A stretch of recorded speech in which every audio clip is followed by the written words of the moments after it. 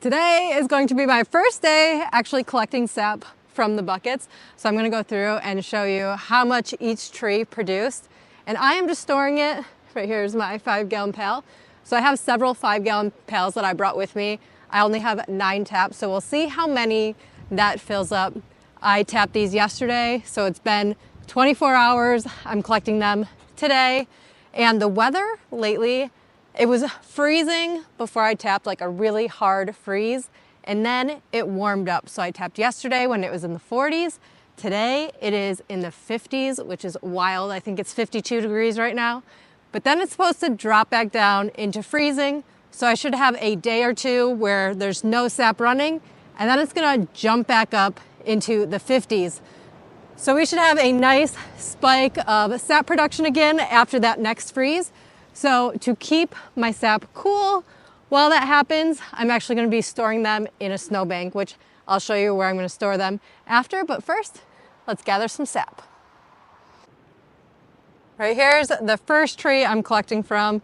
It is a red maple, and this one has a lot of different trunks that branch off. So I only tapped 2 of them, but as we look up the tree, there's a lot of trunks. My plan is I'm going to actually put a number on these buckets so I can really keep a good journal of how much is in each bucket. So this is a red maple. Let's look inside. You can see the sap. I'm not sure if you'll be able to see it from the outside. Oh, you can see it a bit. So the sap is about to right here on our first bucket. And on this one, you can see it as well. So there's bucket 1, bucket 2. And the sap is still flowing.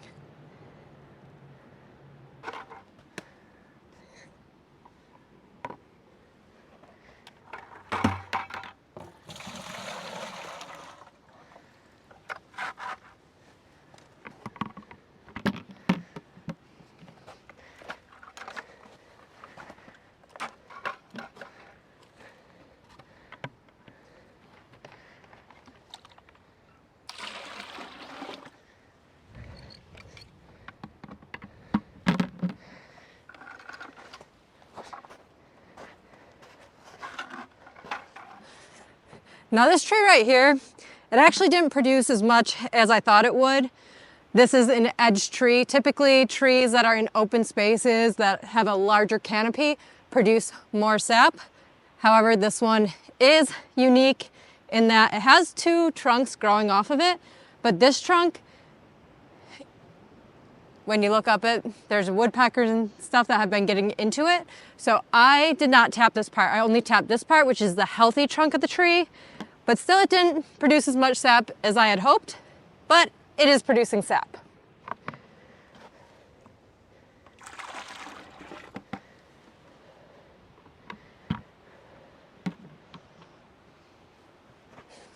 You want to make sure that you have lids on your buckets because it protects it from debris and rainwater.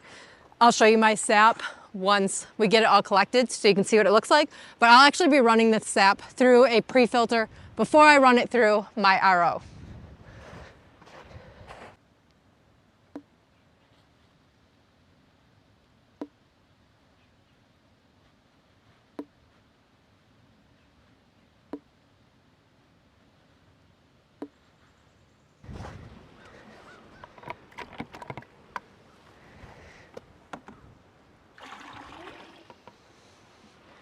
You can see all the rainwater on the lid.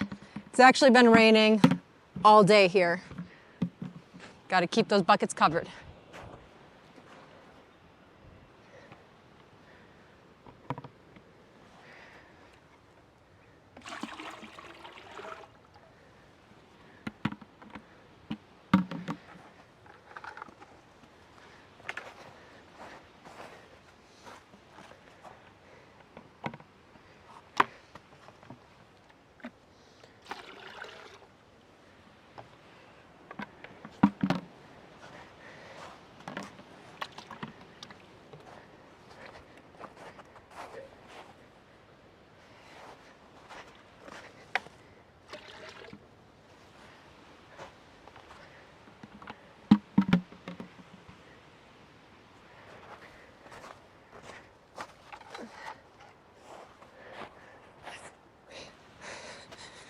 You can kind of see this lid wobbling a bit. It's actually really windy today.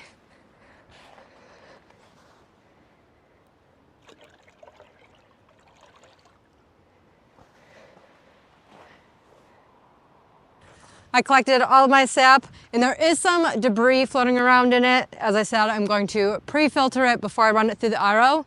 But right now, I got a full 5-gallon pail, so it takes about 40 gallons of sap to make 1 gallon of maple syrup, which means I got a ways to go. So before I throw this in the evaporator, I'm gonna keep collecting sap so I have enough sap to run through my evaporator. And so I'm gonna go store it in the snowbank.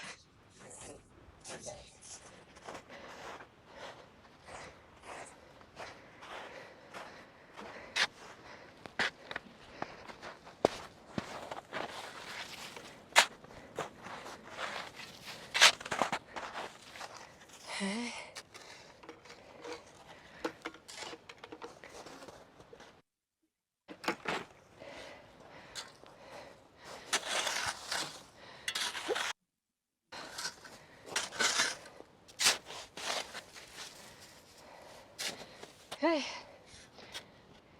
So that's all I'm gonna do. I just put my 5-gallon pail of sap in a snowbank. So that way I'm just gonna store it here while I collect more sap. And I'm gonna boil it in about 3 or 4 days, depending on how much sap I get.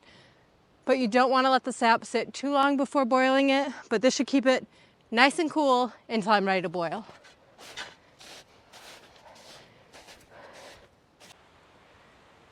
I just collected my very first round of sap for my trees. This is the first time that they have ever been tapped, and I'm tapping them in my own backyard. So I have 9 buckets that I hung, and today I collected a 5-gallon bucket of sap, which means I averaged a little over half a gallon per tap.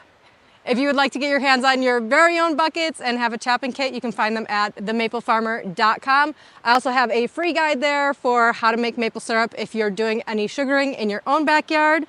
But I'm hoping to come at you every single day, or at least every day that the sap is running, to give you an update, kind of a sap report, if you will, of how the day's going and how it's doing. So until next time, we'll see you guys later.